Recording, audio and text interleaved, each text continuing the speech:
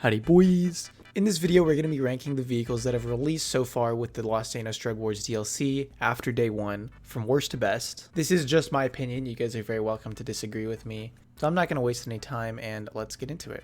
Unfortunately, number 5 on our list is going to be the Zirconium Journey 2. The first thing I noticed about this vehicle was how fast it was for a camper van. It picks up speed surprisingly quick and it has like a decent top speed. It's not like awful to drive like the other camper van in this game. I forget the name of it because it's been so long since I've seen it, but this one definitely outclasses that one. It might just be called the Zirconium Journey if this is the 2. This one definitely it moves for a camper van, and I think that's it's quite impressive. However, there is literally no customization options besides the livery and color changes. It's pretty disappointing in that aspect. If you haven't done the missions yet, it's almost 800 grand, and if you have, it's about 550 grand.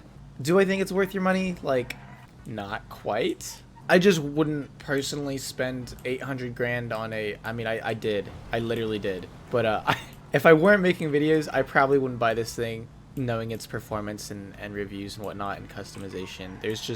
It's not very personalizable, and I think that's a little disappointing. So that's why it's placed at the bottom of the list.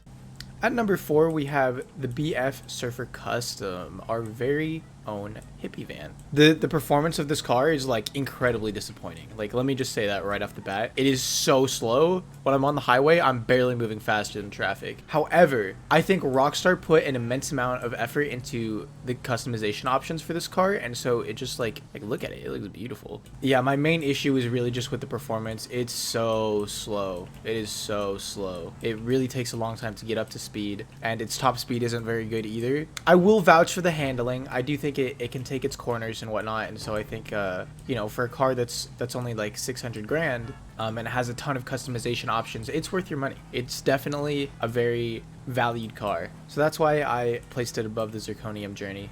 At number 3 on our list, we have the Overflawed Entity MT. I wish I could rank it higher. Honestly, I really wish I could put it at number 1. But unfortunately, this car was it was a letdown in its performance. Visually, it is absolutely stunning. I think it is one of the most incredible looking cars in this game, and I think Rockstar really outdid themselves with their designs. However, I do think that the performance was a big enough letdown to knock it down from the top by 2 rankings. It feels like they just copied the same settings as the Entity XXR, which has engine resistance, and you can just hear it when the car it just refuses to shift, and it's just stuck in high gear all the time, and it just doesn't go very fast. And for Koenigsegg, that's like the complete opposite of what it's supposed to do, you know? Like, they're really fast cars. They're fast and pretty. That's like what they're meant to do.